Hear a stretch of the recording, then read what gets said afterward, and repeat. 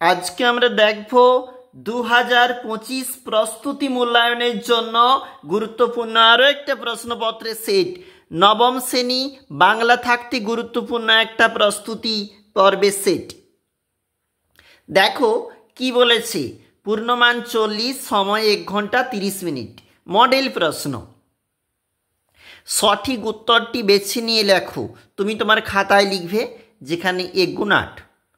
বাঙালির সর্বশ্রেষ্ঠ সাহিত্য সৃষ্টি কোনটি? তুমি জানো এটা নেওয়া হয়েছে যেখানে নবনব সৃষ্টি, তোমার বইতে যে প্রবন্ধ রয়েছে সেখান থেকে। মানে এর উত্তরটা হচ্ছে পদাবলী কীর্তন।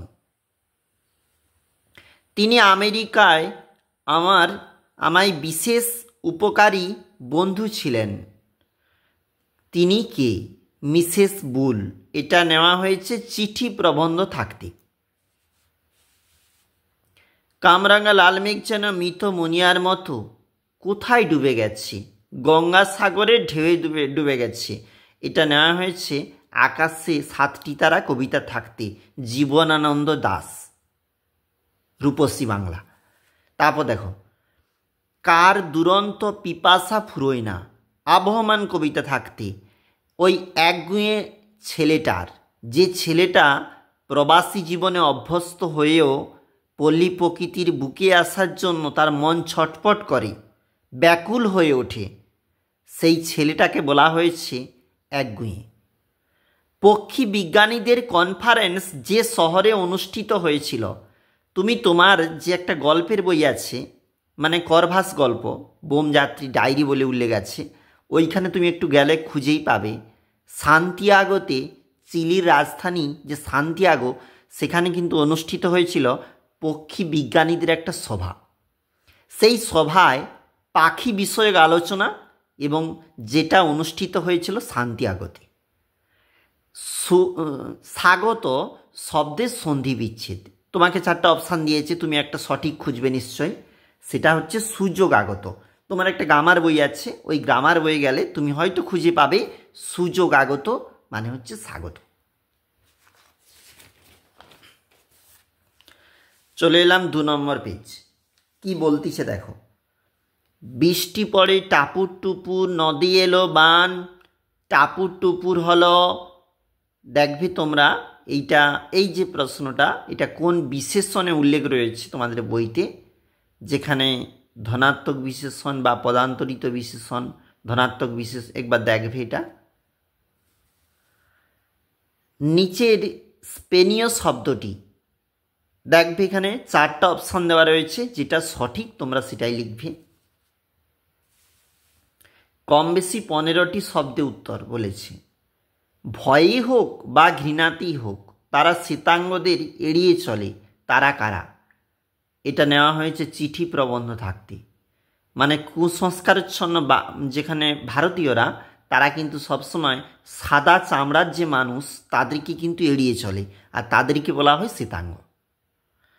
ইনকিলাব শব্দটি কে বাংলায় ঢুকিয়ে গিয়েছেন? দেখো তোমার যে প্রবন্ধর বই রয়েছে নবনব সৃষ্টি, ওখানেই পাবে তুমি যে নজরুল যেখানে ইনকিলাব আর শহীদ 2টা শব্দ কিন্তু প্রবেশ করিয়েছিল। কবির চোখের পরে, মুখের পরে কি ভাসে? দেখো চুল ভাসে। তোমার প্রশ্ন, এখানে কি চুল? কেশবতী কন্যার চুল। বইতে একটু উল্টাও, আকাশে 7টি তারা, তুমি ঠিক খুঁজে পাবে। কেশবতী কন্যার চুল কবির মুখের পরে এসে যেখানে স্পর্শ করে। আবহমান কবিতায় কবি কোথায় গিয়ে দাঁড়াতে বলেছেন? জানো, লাউ মাচাটার পাশে।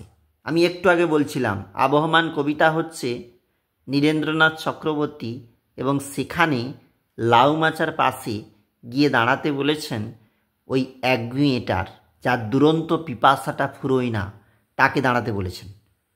শঙ্কু, দ্যাট বার্ড ইজ হিয়ার, পাখিটি কোথায় বসেছিল?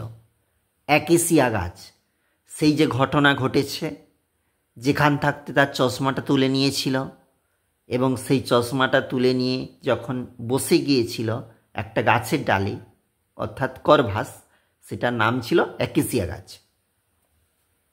তুমি থাকো, আমি খেয়ে আসছি, বক্তা কাকে উদ্দেশ্য করে কথা বলেছিলেন?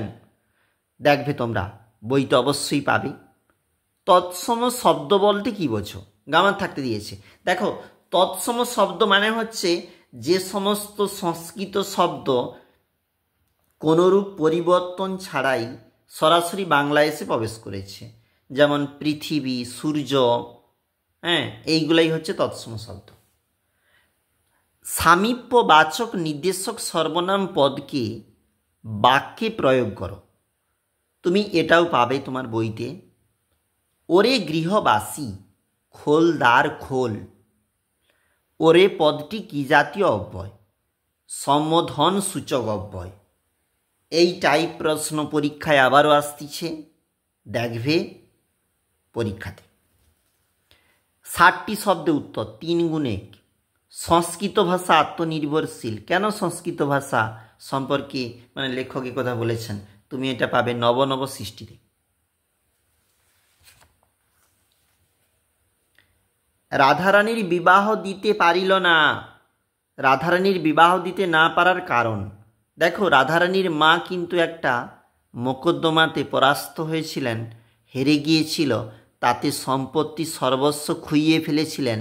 রাধারানীর তো আর বিয়ে হয়নি, যার জন্য এখানে প্রশ্নটা দেওয়া রয়েছে এবং তুমি তার উত্তর লিখবে। 60টি শব্দে লেখো। 3 নম্বরের প্রশ্ন, লাল লাল বট ফলের ব্যথিত গন্ধের ক্লান্ত নীরবতা উদ্ধৃতাংশে তাৎপর্য ব্যাখ্যা করো। আর দেখো, লাল লাল বট ফলগুলি গাছ থেকে ঝরে পড়ার বেদনা ভুলতে পারেনি, আর যার জন্য তুমি কিন্তু এটা 3 নম্বরের মতো করে গুছিয়ে লিখবে। সারাটা দিন আপন মনে ঘাসের গন্ধ মাখে। কে কেন ঘাসের গন্ধ মাখে? একগুঁয়েটা ঘাসের গন্ধ মাখে। কারণ আমাদের যে আবহমান কবিতা রয়েছে ওখানে গেলে তুমি পাবে যে তার দুরন্ত যে পিপাসা তা তো কখনো ফুরোয় না। পল্লী প্রকৃতির বুকে ফিরে আসা, প্রবাসী জীবনে অভ্যস্ত হয়েও, আর যার জন্য তোমাকে একটু গুছিয়ে লিখতে হবে, অর্থাৎ সে একগুঁয়েটা। দেখো 150 শব্দে 5 নম্বরের প্রশ্ন, বিদেশি শব্দ নেওয়া ভালো না মন্দ? সেই প্রশ্ন অবান্তর। কে এমন মনে করেন? তার মনে হওয়ার কারণ বিশ্লেষণ করো। প্রবন্ধতেই পাচ্ছ তুমি এই প্রশ্ন। তাহারা দরিদ্র কিন্তু লোভী নহে। রাধারানী তার মা, তাদের কথা বলেছে। উৎস ও প্রসঙ্গ নির্দেশ করে উদ্ধৃতিটির তাৎপর্য বুঝিয়ে দাও। তারা তো খুব দরিদ্র কিন্তু তারা লোভী নয়, কারণ রুক্মিণী কুমার রায়ের যে টাকা তারা কিন্তু ভাঙতে যেখানে উদ্যত হয়নি, কারণ তারা জানে যে তারা দরিদ্র হলেও হয়তো কেউ ফেলে গিয়েছেন টাকা, তার জন্য কিন্তু সেটাকে আত্মসাৎ করা কখনই ঠিক নয়। ওটা কিন্তু রাধারানীর মা বুঝতে পেরেছিল। 5 নাম্বার, আমি এই ঘাসে বসে থাকি। কে কখন ঘাসে বসে থাকেন? জীবনানন্দ দাশ ঘাসের উপর বসে থাকেন। কখন? যখন আকাশে 7টি তারা দেখা যায়, যে 7টি তারার নামও রয়েছে তোমরা জানো। এই ঘাস বলতে কবি তার কোন বিশেষ অভিব্যক্তি প্রকাশিত হয়েছে? দেখো, এই ধরনের প্রশ্ন আবারও কিন্তু পরীক্ষায় থাকবে, অবশ্যই দেখে যাবে এই টাইপের প্রশ্নগুলি। নটে গাছটি বুড়িয়ে ওঠে কিন্তু মুড়োয় না। উদ্ধৃতাংশে নটে গাছটির প্রসঙ্গ উত্থাপনে আবহমান কবিতায় রূপকের আবেশ।